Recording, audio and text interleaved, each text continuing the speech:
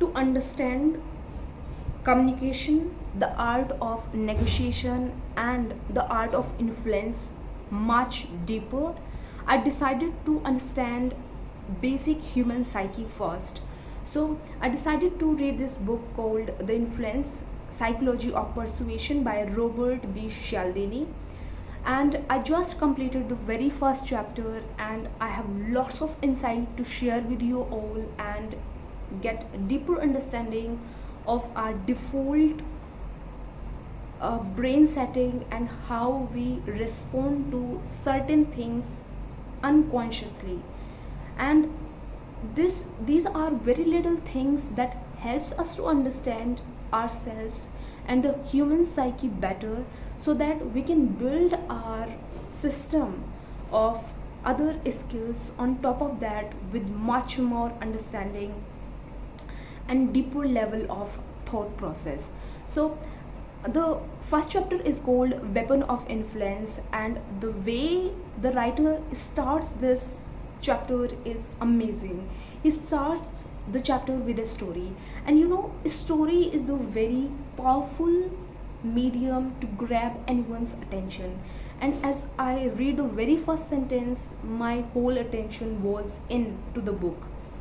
The story was about this lady, Indian lady, who owns the store in Arizona, America, and she has different types of jewelry. And in Arizona, this spot where her store is set in is a very tourist spot, and many visitors came in to visit her jewelry store and buy from her. So she was having trouble to sell this item called turquoise jewelry in her store, and she was very frustrated because she has done all of the things she would have known to sell turquoise jewelry at anyhow.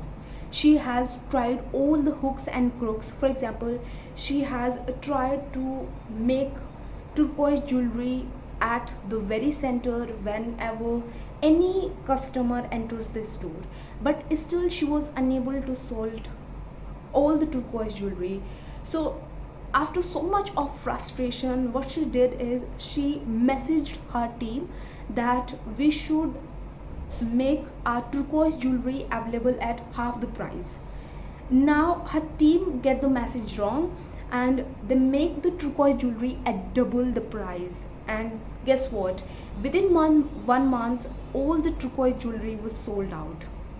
Now what was the underlying principle, and what has worked for this Indian lady, and so that she can now sold all the turquoise jewelry at double the price?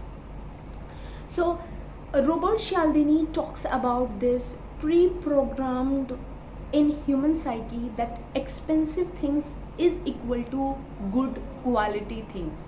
Now that may or may not be the true, but very conventional and stereotypical mindset and the pre-programmed mindset we have for expensive things, we often equate it with good quality of things. Now if I connect it with communication skills, the art of negotiation skills, I would explain it like that. If you have good communication skills, half of the work in terms of expressing your technical knowledge is already done. For example, you are very good communicator and you are completely pro in terms of communicating all your skills of your work domain to the client or to the company which is hiring you. Now you are completely able to communicate all the value you have in terms of your work, and you are actually presenting your worth to the company or the client you have. So you are able to communicate it. And take another example where you have very good skill in terms of your work and in terms of knowledge you have about your work, but you are not unable to communicate it, whether you are not unable to convince and negotiate better to the client and company. Now, what this work and the experience and knowledge you have, does it matter at all now? Because communicating it, expressing your true values and work skills is highly important. And if you have this must skill of communication, negotiation, it drives you to express, to present your true worth and value in terms of your work. So if I talk about the pre-programmed human psyche in terms of communication, is that whenever we see a good confident communicator, confident negotiator, we always equate the person with the person who has very deeper understanding of his or her work domain. Now the person has good quality of communication, he may not has good skills in terms of his or her work, that just may or may not be, because he has or he or she has good communication skills, that doesn't make it show that he has very pro skills of his or her domain of work. Now whenever you and me come across this confident person who is nailing in terms of communicating with fluency in English, with fluency in expressing his or her thought, you and I make the assumption that the person is so intelligent and highly worth, but it may or may not be true. So this is highly a very stereotypical thing, but this is how the world and we works. This is our basic human psyche, which we have to understand it, and we have to navigate it with good intelligence by understanding the very basic concepts of it, that we have certain factors to which we act in similar manner. If we see expensive thing, we equate it with good quality. If we see a very confident and very good communicator, we equate it to very worthful person in terms of his or her technical skills in the domain of his or her work. Now this is one point. Coming to the second point, Robert talks about this concept called, this umbrella term called psychophysics. Now psychophysics is the study of how we perceive people around us. This is a study how we are acting to certain environmental condition around us. And within this psychophysics umbrella term, he get deeper into this principle called contrast principle.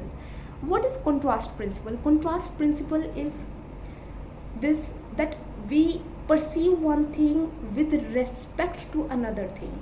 So in back of our head there is this little bit unconscious comparison going on. So if we see two similar things, we have unconscious comparison and contrast going in our head. For example, if we see much expensive thing and then see a similar less expensive thing, we end up making this mistake of taking this less expensive thing as actually highly less expensive than it really is. We will not take the thing at its face value, what it really cost for, but we will compare this less expensive and think it this less expensive as way more less expensive, only because we are unconsciously comparing it with this highly expensive thing. So when we are buying something, we end up making bad decisions about it. If we compare two things, less expensive and more expensive, we it it has found in research that we end up taking much more expensive item, even if we are thinking that we have paid for less expensive item, just only because you are comparing it with more expensive.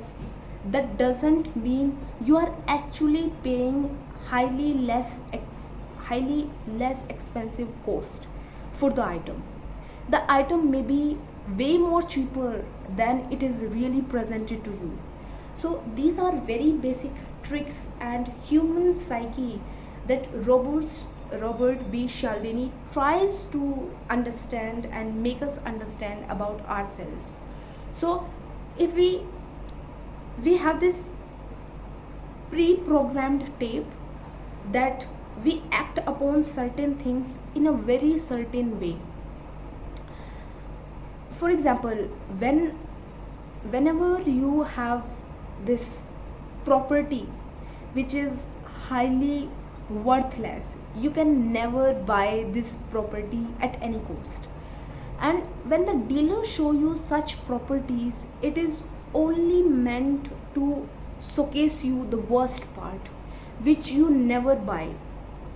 And this trick of contrast principle is highly used in businesses, and one of the example is property dealer, which I am sharing with you all. Is this the property dealer will show you this worst kind of property which you will never buy, and he's actually doing is because when they show you the actual property which they want to sell to you, so that your eyes lightens up, because in back of your mind you are comparing the worst and the best, which is not really the best, but you are making it the best in comparison to that worst. So these are very basic concepts that businesses, sellers really used for their own benefit. And if we connect it with negotiation, art of influence and communication, we will get to a basic understanding how people perceive things around, and if we are good communicator, how we will be perceived in terms of our work, how we will be perceived in terms of our true worth, which may be or may not be the actual reality, but certain perception and assumptions which we show in terms of our skills quite really works on in terms of influencing the other person. So make sure you understand the basic concepts of psychology and then connect it with your negotiation and communication skills. You will have very deeper understandings of human psyche, so that you can build on your tower of skills on top of that, right? So this is the very first chapter which I had shared with you all, and I'll come up with much more value to add to your knowledge and dictionary and mine too.